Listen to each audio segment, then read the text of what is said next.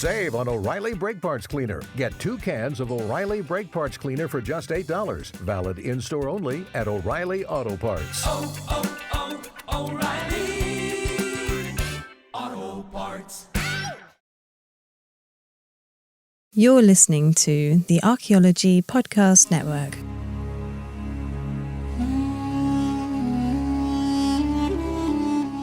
You're listening to the Rock Art Podcast. Join us every week for fascinating tales of rock art, adventure, and archaeology. Find our contact info in the show notes and send us your suggestions.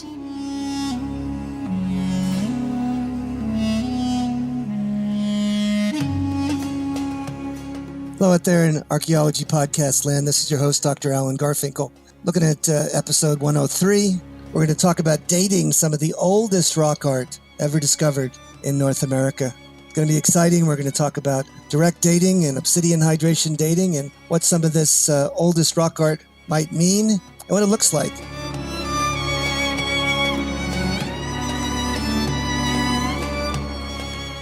Welcome to the Rock Art Podcast, everybody. This is your usually producer and editor, Chris Webster. But today, as we've done in the past, I'm interviewing Alan. Alan, welcome to your show. Oh, thank you. Thank you, Chris. It's always a joy and a wonder when you and I have a chance to share our repartee and it's been and converse.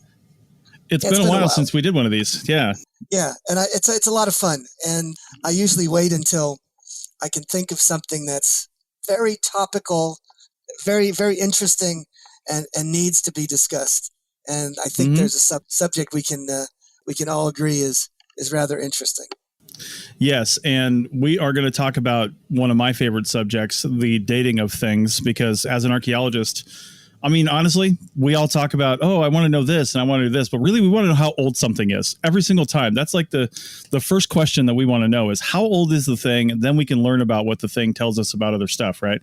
So dating of rock art is dating of rock art is notoriously difficult. And we're going to talk about that in a very particular context today. Excellent. Be a lot of fun. Yes. So we are going to talk about some of the oldest rock art in North America. Let's start with setting that stage. Yeah, let's talk about that. We have had a real challenge in trying to understand the antiquity of rock art. And rock art, especially petroglyphs, don't leave much to date. There's typically no organic material to capture. And radiocarbon dating on petroglyphs, rock drawings, is not really a feasible way because there's nothing organic to date typically. But there was an exception to that, and that was in the Great Basin, and that was something that had a newsworthy item. Where was that, Doctor? Where did we find that famous antiquity of rock art? If memory serves, that was in the Winnemucca Lakes area of northern Nevada. That's exactly right. And the problem was, what they found was there's some sort of a superficial calcium coating that picks up the organics, and it covers the rock art. And so what they did was, at certain times, when the lake was higher, the rock art was covered, completely covered. Yeah. And so they were able to bore into this calcareous sort of envelope on that rock art and begin to examine its age. They knew that it was old, and it was rather distinctive in its character. Now, this is not the common rock art that you might see everywhere you see it. You see rock art, and most of it is rather superficial. It is pecked out on some sort of canvas, which is typically something that is sandstone or granite, but often it's basalt, and it has a desert varnish coating. Now, this rock art in Winnemucca Lake was on some sort of a white limestone type of base. Mm-hmm. When they were able to excavate and peer into this particular envelope, they found that there was a way to sandwich the rock art between two ages. One was about 14,000 years ago, and the other was about 10,500 years ago. So it was somewhere in that middle between the oldest date and the youngest date. They both are late Pleistocene. Now, that would be a time that typically we talk about having some of the earliest or the basement cultures. And when does the Pleistocene date to? Well, the Pleistocene terminates at 10,000. Yeah. And so it's on the bubble right there. Now, when we think of the earliest cultures up until relatively, recent, we would talk about something called Clovis. Clovis is the basement culture for the Americas, and it was a unique expression, and one that was originally identified with Clovis, New Mexico. It's why they call it Clovis. And the hallmark of Clovis is a fluted projectile point. And these are beautiful cryptocrystalline, very rarely obsidian, but beautiful lanceolate dart or spear points that have a very significant flake taken out of its base and thinned, and that's called a flute. And usually that flute is either on one side or I think more commonly on both sides.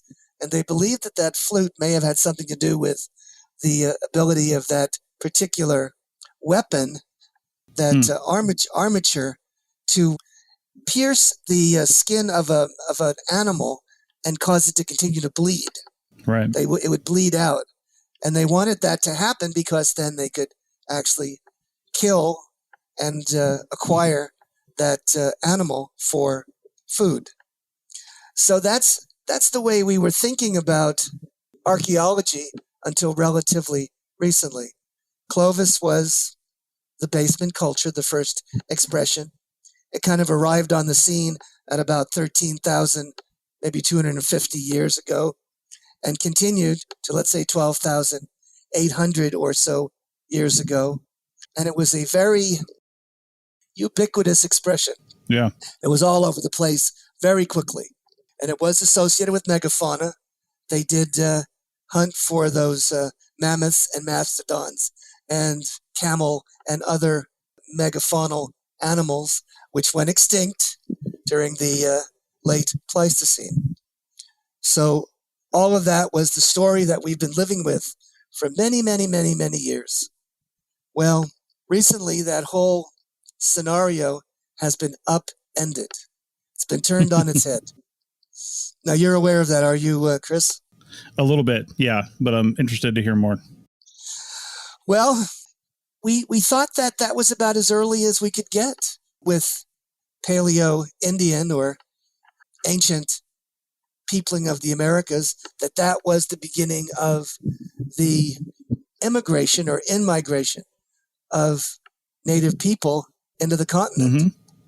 And we had also sketched a scenario that corridor or that pathway that those Native Americans entered North America was an ice-free corridor coming up through the Bering Strait and moving across Canada into the United States, right, across the Bering Land Bridge.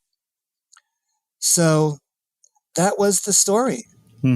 Well, as we began to study this information further and further, they found that particular land bridge and that corridor closed at about I think it was about in the neighborhood of, let's say, 13,500 or 14,000 years ago. Okay. And anything earlier than that would not have had a pathway, a land bridge, a corridor, a land corridor to travel from Asia into the Americas. Well, if they can't get in that way, how'd they get here? Right. Some of the theories that go through my head are following the shoreline through various means, following food sources along the shoreline of the northern Pacific Ocean, which would have been horrendous during in the end of an ice age, right? I can't even imagine how that would have been, because it wouldn't have been like a couple weeks journey. It would have been years and years and years and generations that people spent traveling this direction and basically moving down this way. And then there's those other theories where, people came south from South America and east from the northeastern United States as well. So some we have better information for than others. So one of my colleagues, a very smart man who teaches in Oregon, came up with the idea. He called it the Pacific Kelp Highway hypothesis. Yeah. That they were moving in boats, maritime people, and sort of clicking off and stopping at various spots and moving along the coast, and then moving into from the Pacific Northwest and even from California across into the far west and into the plateau and into the Northwest coast and into the Great Basin. So this was all working hypothesis. Absolutely no evidence for that originally. Right. Well, as luck would have it, a number of researchers began to explore areas that they felt would have very, very early, perhaps even what they call pre-Clovis Aboriginal activities. And they did that in Oregon. They did that in Idaho. They did that in South America as well. Mm-hmm. And lo and behold, they began to acquire artifacts that appeared to be older than the oldest Clovis material, which would have been older than about 13,250 years ago.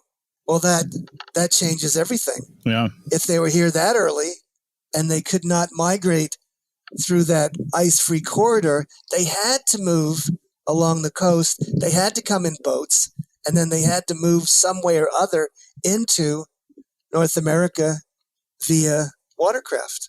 Now, another little sidebar was the artifacts that they found that are earlier than Clovis are not fluted. They're not Clovis points. Right. They are what they call Western stemmed projectile points. Yes. So they're unfluted, and they have a kindred connection to a type of point that is simply, narrow and shouldered and sort of even a convex or straight based, but something that we did not know would have continued as a projectile point type for thousands upon thousands of years. And so first we began finding things like at some of the dry caves. And so the dry caves were interesting. They said, well, if we've got these coprolites, these preserved fecal matter things, we can date them, and plus we can identify if they have human DNA on them, and if they are human, and they were. And then they began to find, in association with those that were dateable, talking about 14,000 or more years ago, they found these Western stemmed projectile points. And no fluted points, not at all. Right. These were completely earlier than any, and there were no antecedents from those Clovis points to show they appeared to have been almost brought forth, fully birthed, and they are autochthonous. They originated here in North America and have no earlier antecedents. Right. But the Western stem points continue for thousands and thousands of years. It looks like, first of all, we found them at 14,000, and then another site went back to 16,000 years ago. That 14,000-year-old site was Paisley Caves in southern Oregon, was it not? That's exactly right. Yeah. Yeah. Okay. Awesome. That's what I thought. What's the 16,000-year-old site? I don't think I remember hearing about that, or I forgot about it. That's over in Idaho. Over in Idaho. That makes sense. All the good stuff's up there, right? Yeah. And so I've been talking to the discoverer of those Idaho finds, and he believes that there's even stuff earlier than that, like 17, 18, 19, or even 20,000 years old that they've got there, and they're waiting to corroborate that. So that's really a huge game changer with that whole different look of understanding this much more ancient expression, and one that was fed by a maritime set of corridors or in-migration routes. I mean, that changes everything. Yeah, it really does. So, as a bit of infotainment from all of my listeners, I happen to be working on the largest and most expensive culture resource project of my entire 50-year career right now. It's an $8 million project. That's how much the culture resources cost. It is Wow. in Douglas County, Oregon, and it has to do with the largest fire that they've ever had in that county. And it burned hundreds of thousands of acres. I think they had 80,000 trees they had to cut down. And when they went in there, and since the ground had been burned, so it was a very hot fire, we got to see everything in the ground for a change. And if you've ever seen Oregon, you don't see much on the ground. It's covered by vegetation. So when they went in there and they did the survey to protect the sites and try to preserve them and do what they could, every place they looked, they found sites. And the sites that they found that they thought were small became huge. And the amount of material, the amount of temporally diagnostic material that we began to see was enormous. So all of that showed that the occupations were larger, the sites were larger, the sites were richer. But the reason I bring this up is we had a chance to do what's called obsidian hydration dating, source-specific, temperature-adjusted obsidian hydration dating. And I mean hundreds of those particular measurements. And this was using the state-of-the-art methodologies. Let's talk about obsidian hydration dating on the other side of the break, because I think we want to talk about that a little more, because it's a really important technique. Before we go to break, I've got some links that I've been taking while you've been talking. And so look down at your show notes, everybody that's listening to this. There's some pretty good stuff in the show notes. I've also got links to Dr. Garfinkel's website and his Patreon page. So check those out as well. And we'll be back on the other side of the break to keep talking about this. Back in a minute. Chicken tacos should only be trusted to chicken professionals. That's where we come in. Introducing Zaxby's new chicken finger tacos.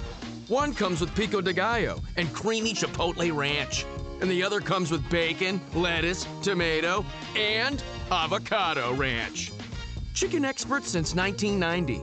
Chicken taco experts since now. Order yours today in the Zax Rewards app.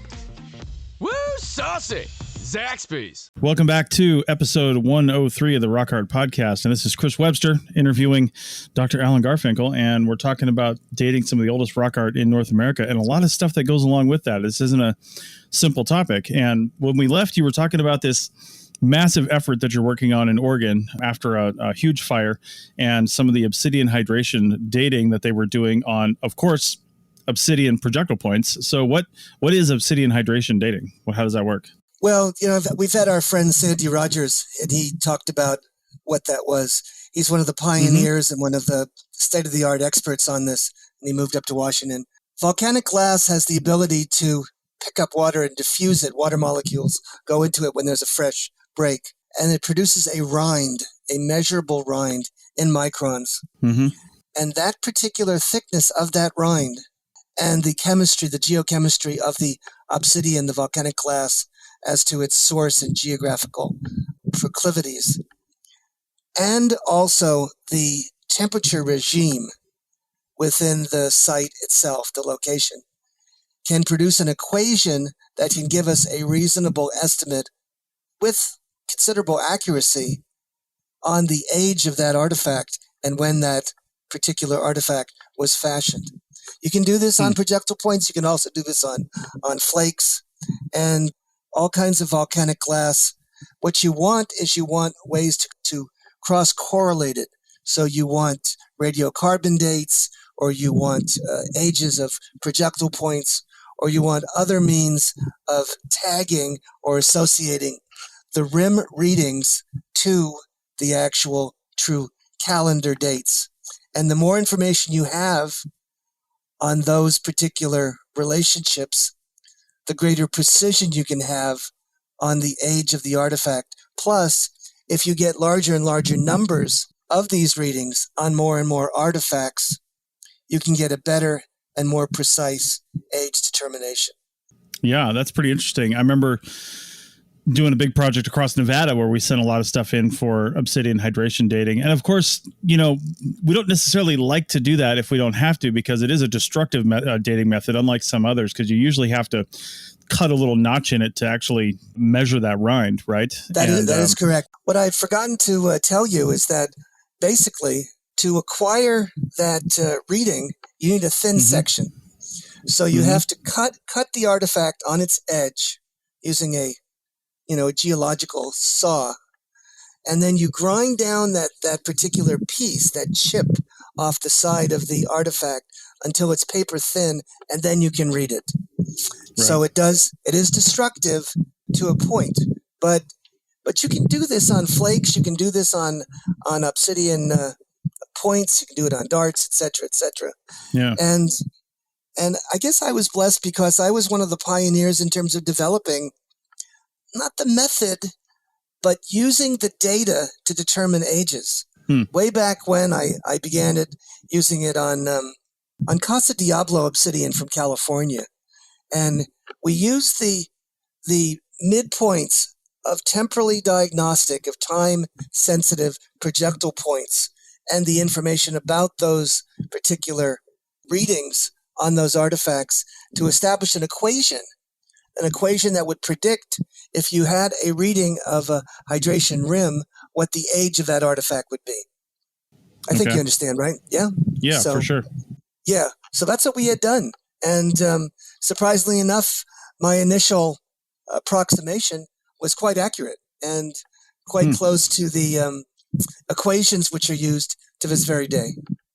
And Sandy Rogers has been one of the pioneers on this and has published extensively, trying to move the edge, learn more and grasp more and control more of the variability and the variables that might affect this kind of exercise.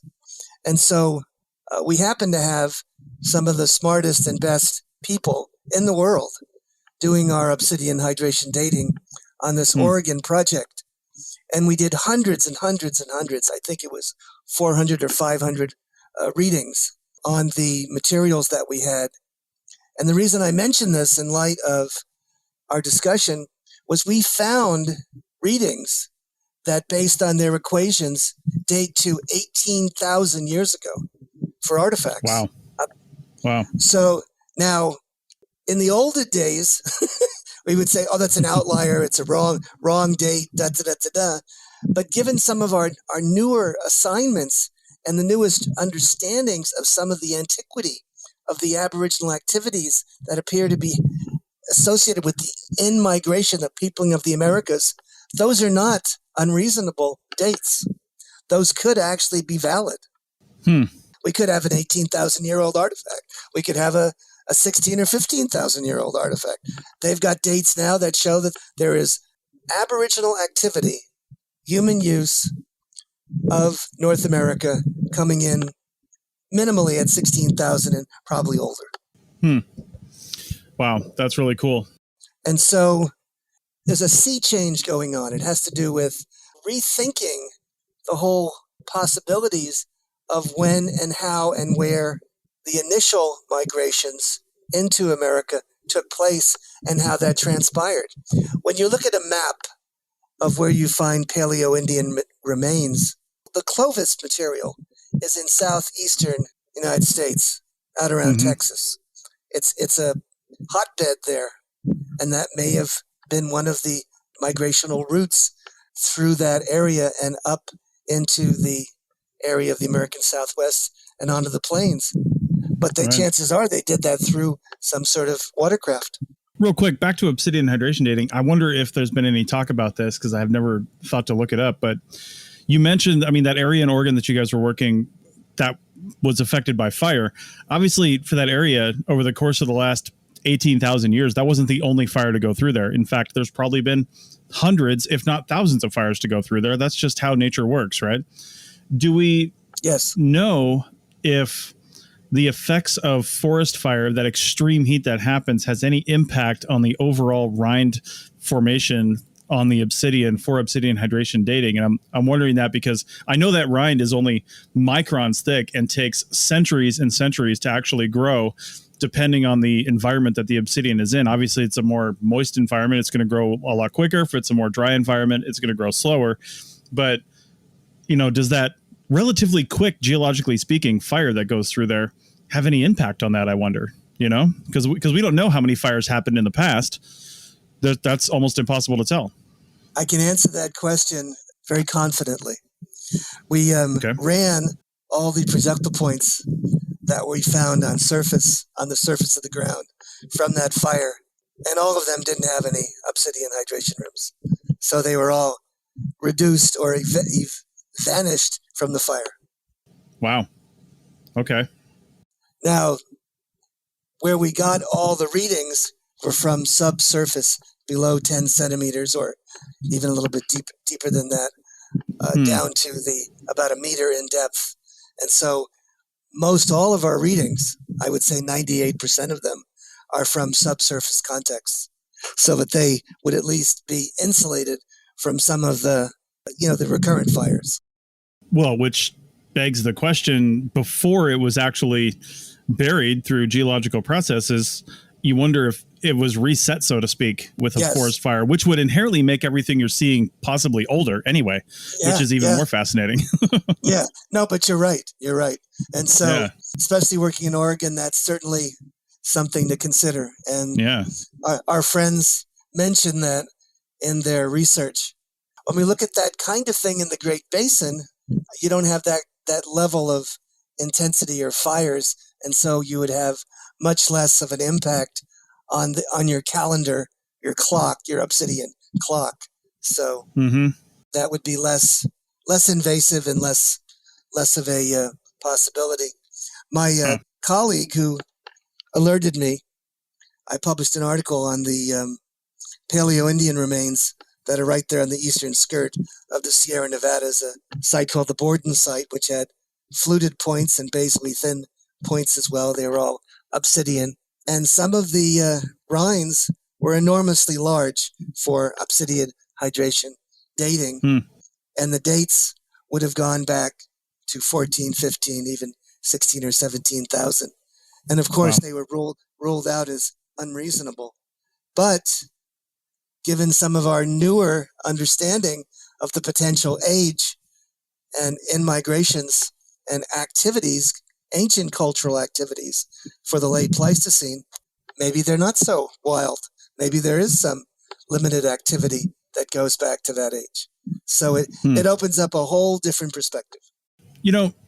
Speaking of perspective, I'm wondering how we're ever going to answer this question. Who got here first, right? When was the actual first peopling of the Americas? And what is the smoking gun? Because it seems like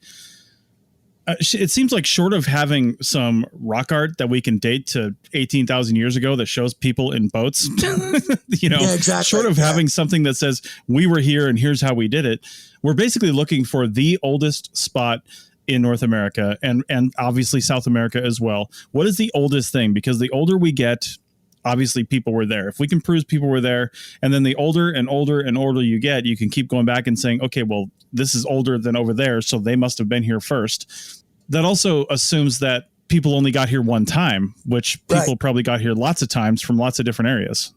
Well, America is something that's a little different because when it was initially populated, it was very late in time, late to the party, as we called it. Yeah. Because there just wasn't people here very early compared to all the other continents were far more ancient. Additionally, if you study languages, right, and you look at the genetics of it, there's a genetic clock and a linguistic clock, and now we have an archaeological clock, and they all seem to be timed to about 20,000 years ago. Would be about the most ancient that would seem to be reasonable for a initial populating of the Americas, both looking at the language and the genetics of it all. Now, there is a taste of even more ancient material in South America. And that has always been rather controversial, but that's a whole other question. Right. Right. So anyways, if I jump back and start talking about this kind of rock art that we find that dates to what we're looking at is sort of the late Pleistocene, early Holocene. It's called Great Basin Carved Abstract. Great Basin Carved Abstract. Okay. So you may have seen some of that, Chris, when you were looking at the uppermost parts of Little Petroglyph Canyon. Okay. And if you look at the walls of that canyon, there's almost sculptural rock art. It's that they dug and excavated almost, it went into a concavity, and it appears to almost be contoured around the rocks. So it's a whole different kind of a technology or strategy for producing these images that are exclusively abstract. They're wavy lines, there's chevrons, there's sort of circuitous and serpentine kinds of figures, but there is no naturalistic or realistic subject matter during this earliest rock art period. But what there is a very distinctive style of definitionally crafting an expression of imagery. And I've thought about this a bit, and I even listened to some of my earlier podcasts, and I was shocked to hear a discussion of this that seemed to make some sense.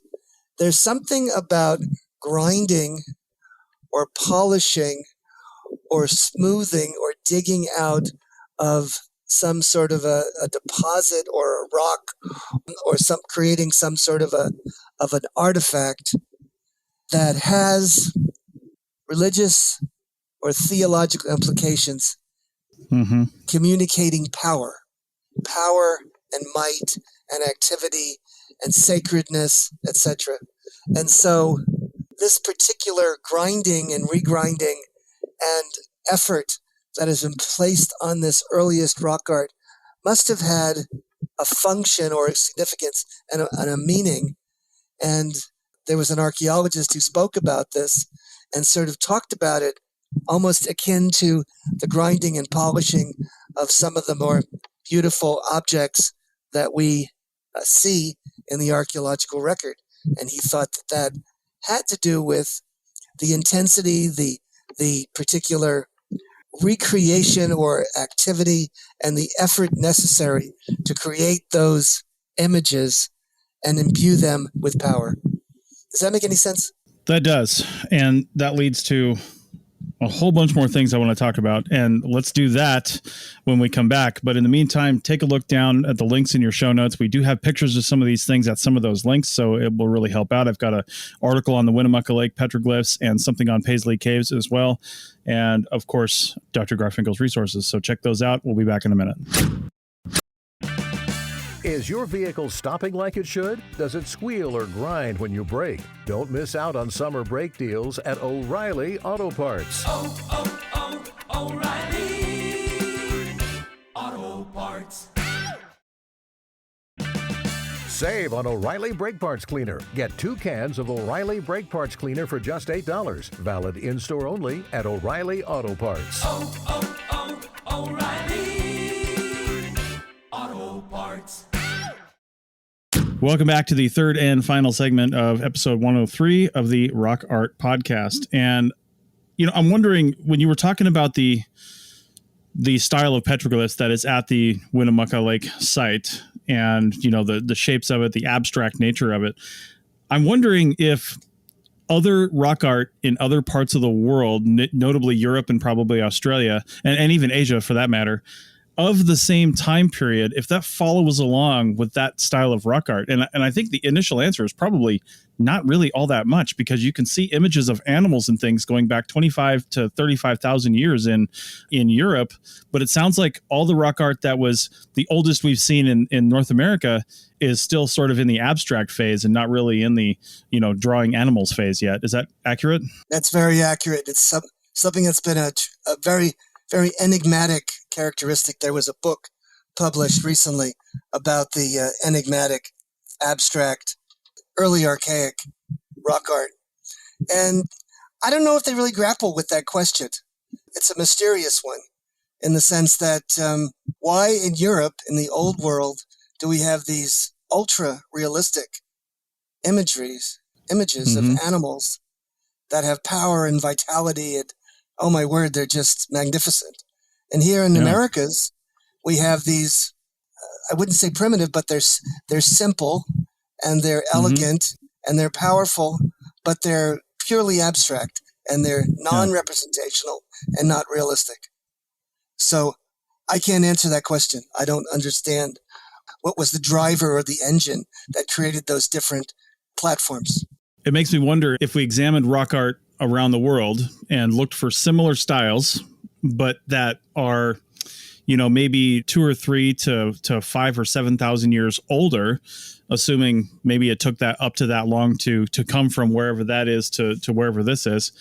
If we could look at that and see if that matches up with, say, the genetic and linguistic clocks. I'm sure somebody's done that study, but it's just making me think about that kind of association. Just looking at other rock art and saying, well, do we see these styles somewhere else? And does the genetic and linguistic clock match up? And not only that, but the ability to even get here and where that could have been. Does that even make sense? You know what I mean? Yeah. And one of the things that it's unusual about the rock art that I've looked at most often in the COSOs is that the most ancient rock art, after this Great Basin carved abstract, pops in and becomes rather realistic, rather ornate, very elaborate and fine-grained, and rather magnificent in its execution. Very impressive, very beautiful, and people are impressed by these depictions of animals and decorated human figures. Mm-hmm. Why is that? That's quite unusual. That's not something that is, characteristic of these kind of evolution of an artistic tradition. Right. Something went on there that's a little different. I know that when I've read some of the earliest works on COSO rock art, they talk about a island of rock art, an isolated island of artistic tradition. Right. It is interesting. I have a book coming out in the next month or two that talks about trying to explain these enigmas. So this is the one with Tirtha. Yeah, we'll wait on talking about that then. There was a master's thesis that was just completed examining this early Great Basin carved abstract rock art. And the way she dated it was looking at the associations of time-sensitive early Holocene and late Pleistocene projectile points and those correlations with those particular sites. And she was able to pinpoint them and date them just looking at the ubiquity, the proliferation, the tremendous frequency of finding these ancient diagnostic points in association with these sites. Now, besides that, she noted that environmentally, that there's a correlate of the locations of these sites as they're upland, 3,000 feet or higher locations, and that this may have been associated with a land use pattern where the native people early on were harvesting what you call geophytes. These are those bulb plants, the plants that have bulbs or tubers. And I think she may have something going on there, because I do know that some of these areas are proliferation of those kinds of plants that I know were very useful early on and easy to harvest, and also quite tasty and would provide solace to the native people. So anyways, there's that one too. It's interesting talking about the elevation as well, because I can vividly see that in my mind, because I've driven by the Winnemucca. It's a dry lake now. Winnemucca is. Yeah. And in fact, this year it might have water in it, given all the snow that's happened in the Sierras and the water that's coming through there. But it won't last for long. Yeah. But Winnemucca is a really long, north-south oriented, also incredibly wide, dry lake bed. And any one of the sort of dry playas that you can see in especially northern Nevada used to have water in them around the time that we're talking about. And that's why your older sites are up higher, right? Because there was water down in the lower sites, and you can see the sites. You can see the ages get younger and younger as you get closer and closer to the older shorelines until it dried up completely. And it's really cool because you can look out across the landscape, as you know, and see some of the places where the shoreline was relatively consistent for a while, because it's like layers on the stratigraphy, because you can see those, there's a shoreline there, there's a shoreline there, there's a shoreline there. That's where you look for sites if you want to look for older sites, as you look up in that area. So, and you can date the occupations precisely by the elevations of those shorelines. Sure. And that was done with China Lake as well, that we can look at those specifically and associate a particular time period or an episode of occupation that should have XY kinds of projectile points and a particular kind of chronological specificity in that particular precise location. It's fascinating. It's really wonderful. Do you remember the study you mentioned just a few minutes ago with the projectile points in association with the rock art? Do you remember how it was determined that those projectile points were actually in association with the rock art? If they're just sitting on the ground and you got stuff sitting on a wall and rocks and you got stuff sitting on the ground, how do we know conclusively that those are related to each other? We don't. And that was done also for the work that was done at China Lake as well. All we know is that if we can identify physically what occurs nearby or close or in some sort of a association, and then we can date it, and we can look at enough sites and get some sort of correlation between what is occurring and where it's located. And if that pattern appears to be persuasive, and if you're finding an overrepresentation of certain projectile point forms in association with those kinds of sites, then you got your answer. The same thing was done with obsidian hydration, and another researcher did that. She used the obsidian that was there laying around at the base of the projectile points, at the base of the rock art sites, and looked for narrow segments of time that were represented. So if we had a single component representation, perhaps it targeted or associated with that particular site. And that kind of a association, that correlation, worked extremely well to place those sites in time. Yeah, so on and on and on we go. Indeed. All right, well, in the last couple of minutes here, what are some final thoughts we want to have on this oldest rock art in North America? I don't think rock art is impossible to date. I think if we're creative and we can come after it using a whole bevy of techniques and cross-correlate them and evaluate them independently, we can get at a reasonable estimate of the age of rock art. I've been privy to that using various techniques. I think people look at rock art and don't have a sense of what they're seeing. And one has to really spend a tremendous amount of time looking at the rock art, understanding where it is, what it is, and then understanding enough of it and its associations. Finally, after that long association and that intense scholarship, one can then ask some fairly good probing questions about their age. And sometimes it gives up a date. Right. Nice. Yeah. Nice. Yeah. Okay. Well, with that, I think we'll close out the show. It's been awesome having this discussion, and I always look forward to these, of course. It's really fun doing this kind of stuff, and I hope we can continue doing this in the future. So thank you all. See you on the flip-flop. Sounds good. Don't forget to look down at your device or on the website that you're looking at this on for all the links we have related to this show. And of course, Alan's resources, including his website and his Patreon, where you can get some fun extra stuff and also support these efforts, because while we don't get paid to do this, it's also not free to do and takes a lot of time and effort and resources. And it's nice to get a little kickback from the listeners for that. So, but you're not paying for nothing. Go there and see what you can get on that Patreon. That would be amazing. And the link is in the show notes. All right. We'll see you guys next week.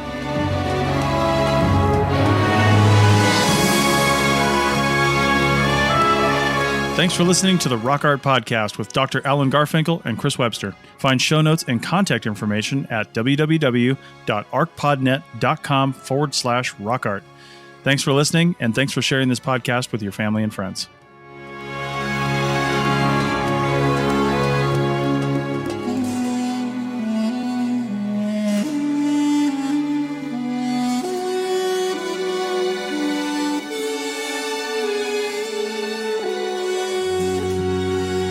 This episode was produced by Chris Webster from his RV traveling the United States, Tristan Boyle in Scotland, DigTech LLC, Culturo Media, and the Archaeology Podcast Network, and was edited by Chris Webster. This has been a presentation of the Archaeology Podcast Network. Visit us on the web for show notes and other podcasts at www.arcpodnet.com. Contact us at chris@archaeologypodcastnetwork.com.